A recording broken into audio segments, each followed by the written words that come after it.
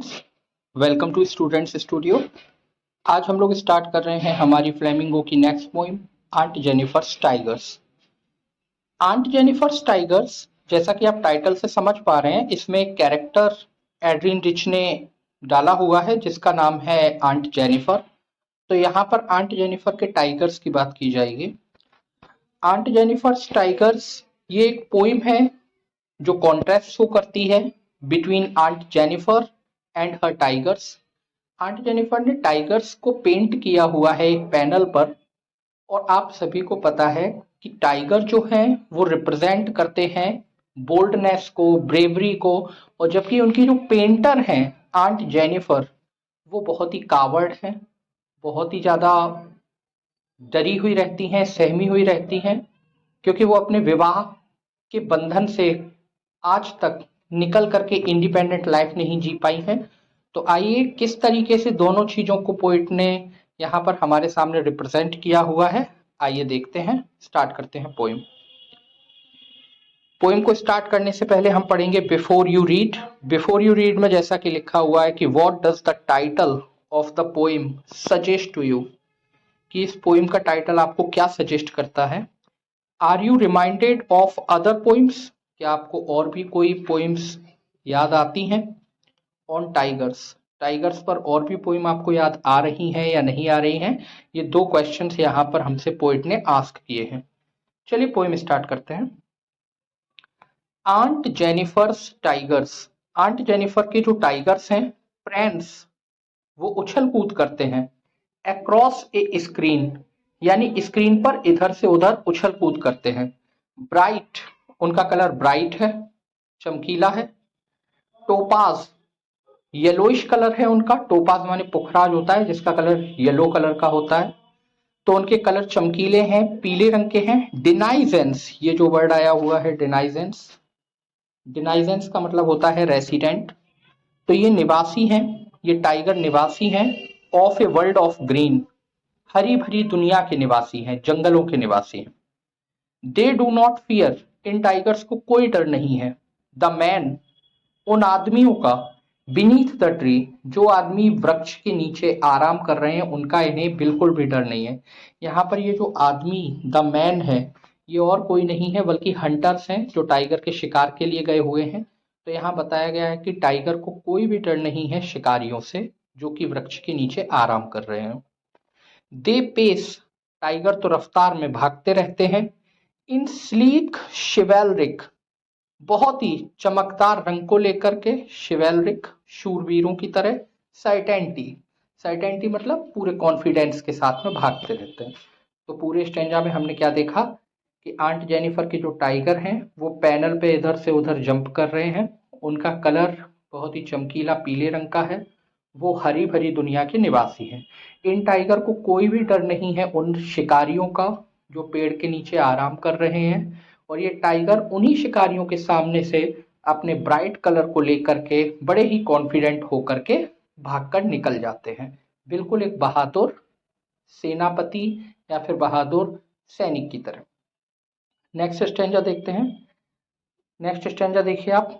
Aunt Jennifer's fingers, Aunt Jennifer की जो fingers हैं फ्लटरिंग, वो कांप रही हैं। थ्रो हर वूल, यानी वो वूल का जो काम कर रही हैं, वहां आंट जेनिफर की फिंगर वूल का काम करते हुए कांप रही हैं। Find even the ivory needle, यानी कि जो आइवोरी हाथी दांत की जो नीडल है वो भी बहुत ही डिफिकल्ट उन्हें फील हो रहा है। हार्ड टू पुल, उठाने में उन्हें वो भी डिफिकल्ट फील हो रहा है, यानी कि हाथी दांत की नीडल तक उठाने में उन्हें डिफिकल्ट फील हो रहा है।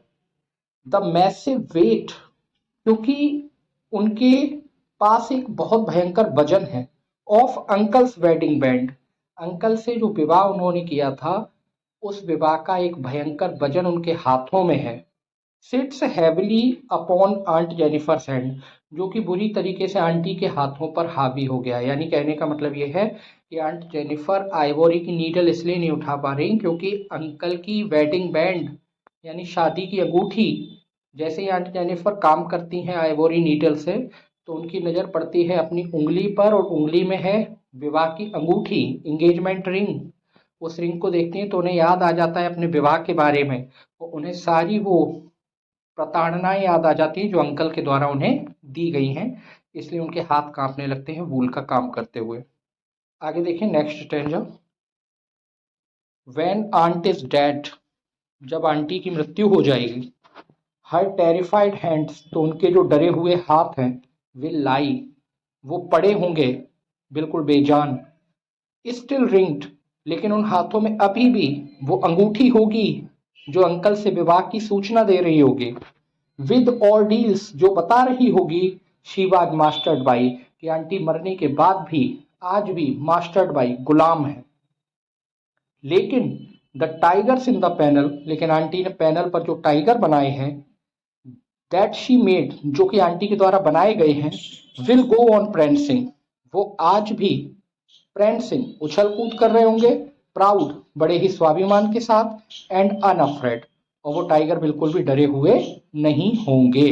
तो आपने देखा लास्ट वाले स्टेंजा में बताया कि आंटी मर जाएंगी, उनके हाथ पड़े होंगे, लेकिन हाथों में आज भी वो शादी की अंगूठी होगी जो ये बता रही है कि आंटी आज भी अंकल की गुलाम है मरने के बाद भी। लेकिन उनके द्वारा जो टाइगर बनाए गए थे पैनल पर, वो आज भी जंप कर रहे हैं, आज भी इधर से उधर पेंसिंग कर रहे हैं, और वो सारे के सारे टाइगर्स आज भी प्राउड को शो कर रहे हैं और आज भी निर्भीक हैं। आई होप कि पोएम आपको समझ में आई होगी। आइए इसके कुछ इंपॉर्टेंट पोइटिक डिवाइसेस देख लेते हैं। देखिए इसके कुछ इंपॉर्टेंट पोइटिक डिवाइसेस की हम अगर बात करें तो यहाँ पर आप लोग देख पा रहे होंगे शिवेलरिक सर्टेनिटी, सी और सी बिल्कुल पास में आया हुआ है, दो कॉन्सिक्यूटिव वर्ड्स हैं, उनमें सी और सी साउंड यानी कि एक कॉन्सोनेंट साउंड आया हुआ है, तो एलिट्रेशन फिगर ऑफ स्पीच हो जाएगा। इसी तरीके से हम अगर आगे बढ़े तो आगे ये देखिए, आप लोग देखिए यहाँ लिखा हुआ है fingers fluttering, F F sound आया है, फिर एलिट्रेशन फिगर ऑफ स्पीच हो जाएगा। आगे इसी में देखिए ये लाइन है, find even the ivory needle hard to pull, यानी आइवोरी की नीडल भी उठाना बहुत ही कठिन हो गया है। आपको नहीं लगता इसमें एग्जैगरेशन शो किया जा रहा है, यानी कि बात को बहुत बढ़ा चढ़ाकर कहा जा रहा है, हाथी दांत की नीडल नहीं उठा पा रही हैं, तो इसका मतलब हाइपरबोल फिगर ऑफ स्पीच हो गया। यहाँ देखिए लिखा है the massive weight of uncle's wedding band, यार अंगूठी के वजन को मैसिव वेट बताया गया है, मैसिव मतलब बहुत ही ज्यादा वेट, तो ये भी एग्जैगरेशन शो कर रहा है, बियॉन्ड द प्रॉपर लिमिट है, हाइपरबोल फिगर ऑफ स्पीच हो जाएगा। ये देखिए एक और फिगर ऑफ स्पीच यहाँ पर होगा, अगर हम गौर से देखें पर्सोनिफिकेशन हो जाएगा। देखिए यहाँ wedding band sits heavily, wedding band बैठा हुआ है। अच्छा वेडिंग बैंड कैसे बैठ सकता है, बैठना तो पर्सन का काम है, यानी यहाँ पर थिंग को पर्सोनिफाइड किया गया है, तो पर्सोनिफिकेशन फिगर ऑफ स्पीच हो जाएगा। चलिए आगे बढ़ते हैं। आगे लिखा हुआ है, अगर हम फिगर ऑफ स्पीच की बात करें तो यहाँ पर देखिए प्रेंसिंग प्राउड, प्रेंसिंग प्राउड जो है यहाँ पर भी पीपी साउंड रिपीट हो रहा है, तो यानी कि ये भी क्या हो जाएगा, ये भी एक तरीके से एलिट्रेशन फिगर ऑफ स्पीच हो जाएगा। ठीक है ना।